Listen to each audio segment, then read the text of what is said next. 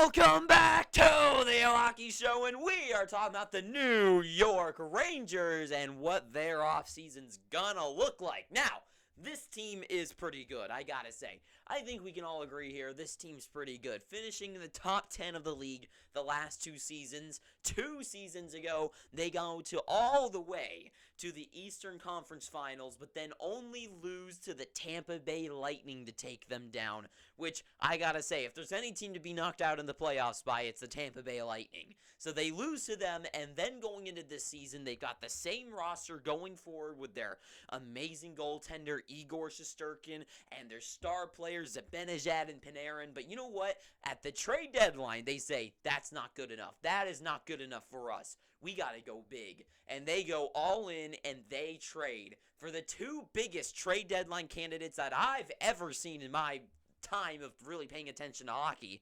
And they go for the 2 big guys in Patrick Kane, the home state boy, and Vladimir Tarasenko.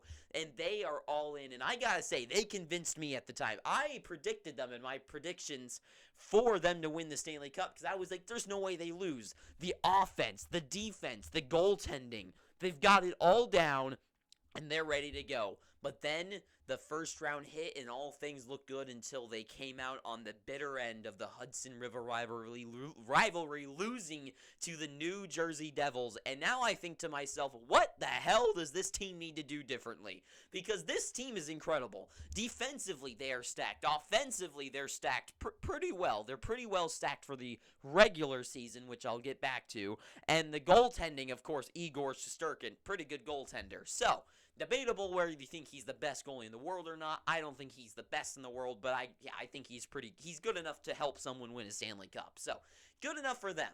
But going forward, what are their issues? Now, their biggest issue that they need to address is depth scoring, especially for the playoffs. And I think the playoffs itself, it's one of those Maple Leaf situations where I think it's more of a mental issue for the team. I don't think it's really a skill issue, because they definitely have the skill.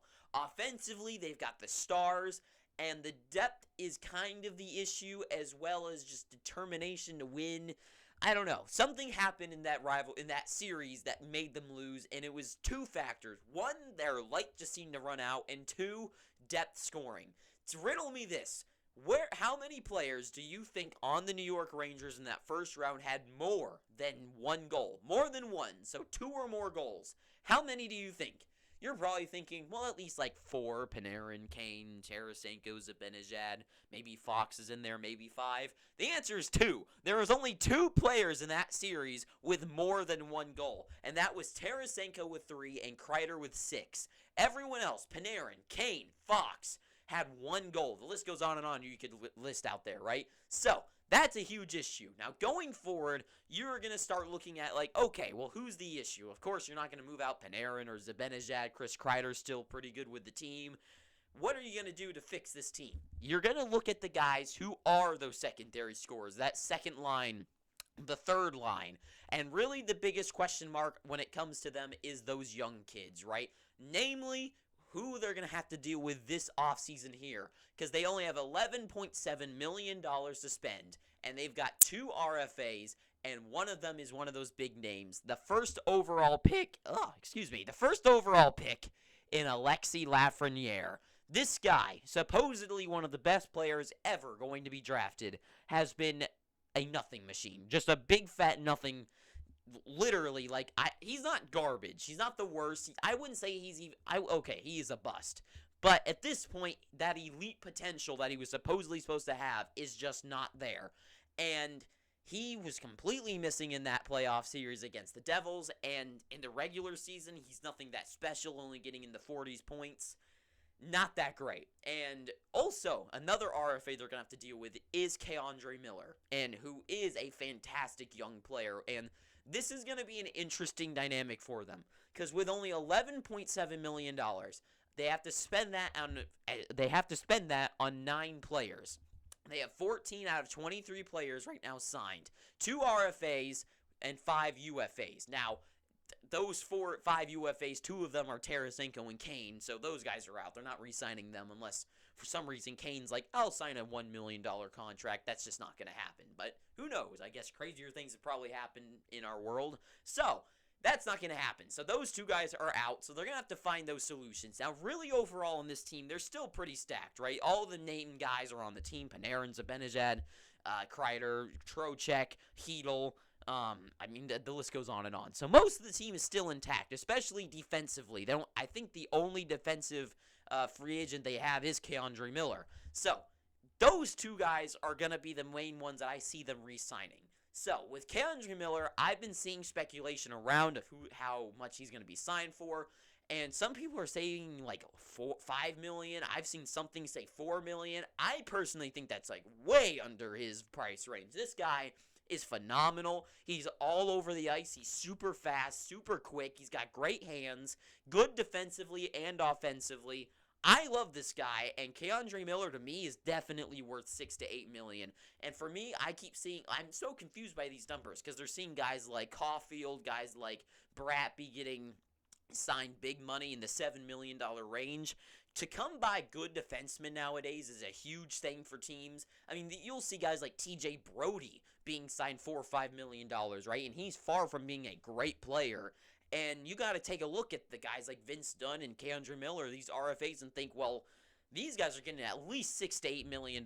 So for me, 6 to 8 is fair because he's an amazing defenseman, and I don't see him signing a bridge deal where he signs for 2 years at like $4 million because he's proven himself, right? He doesn't need any more proving. Now, he could be a guy like Kevin LeBanc. Remember when he signed after that big year? He's only signed a 1-year, $1 million deal, so the team could still be good for the next year, which then didn't happen.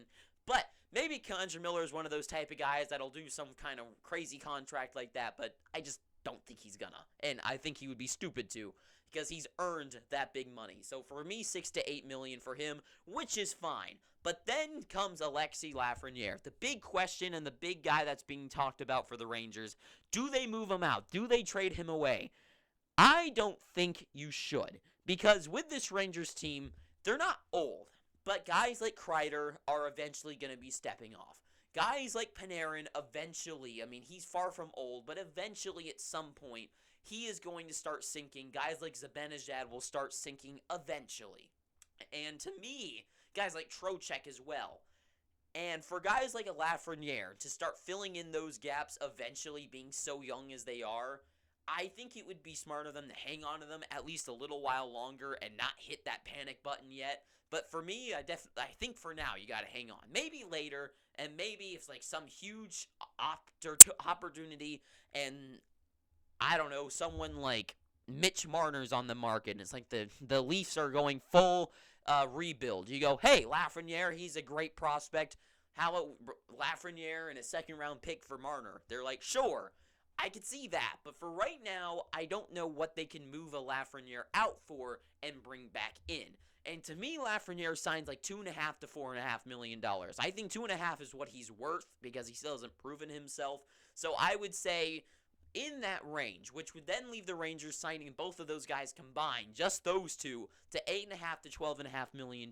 And the rest of the guys that they need to fill out are like fourth line guys, like one extra defenseman. Like they don't need like big money to re-sign those guys. Their big guys are already signed down. They don't have to worry about that. So when it comes to fourth liners, they can just kind of look around, look to their AHL team, just find a solid fourth line to put out there on the ice, right? So fourth liners, like they don't need to look for like some big deals to keep on the team for there. So the other free agents, I don't think they really need to worry about because they're guys that will only see less than 10 minutes a game per night. So yeah, and they can move around, guys. Whatever. Moving on from that, though. So $8.5 to $12.5 million, not a lot of room to make those big moves that the speculation is. Because to move a guy like Alexis Lafreniere out, they're going to want to bring in someone big. You know, they would want to move him out.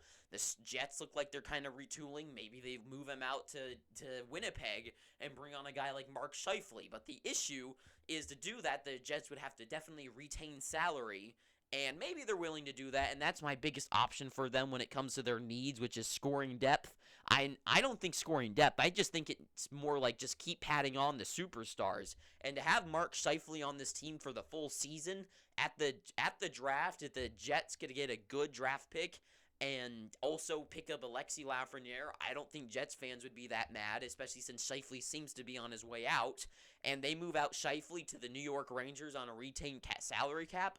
I think that's a genius move for both teams each way. Maybe the Rangers' first-round pick and Lafreniere for Scheifele to retain his salary seems like a fair deal to me. Maybe a little bit of an overpayment by the Rangers, but, what's that first pick going to be even worth to them, really? So, to me, that seems like a kind of fair deal there, as well as the scoring depth is the thing, because you need to see if Lafreniere and Capo Caco turn into those guys, right? Because if they can sign those two guys, both Capo Caco's on a $2 million deal, if they can get Lafreniere to do the same thing, they can see how they play and judge them and see, is this the year where they finally boom? Who knows when if they have their Jack Hughes moment and turn into an 80-point goal scorer, who knows? And I think you got to wait and see what happens. But I think they might go hit the panic button, because from just judging by the recent history, they are going all in on these moves, right? They're not sitting back. They're going all in. And to me, Mark Scheifele would be a big one. Also, Jake Gensel Kyle Dubas being the GM of the Penguins, I think he probably is more likely to kind of retool the team.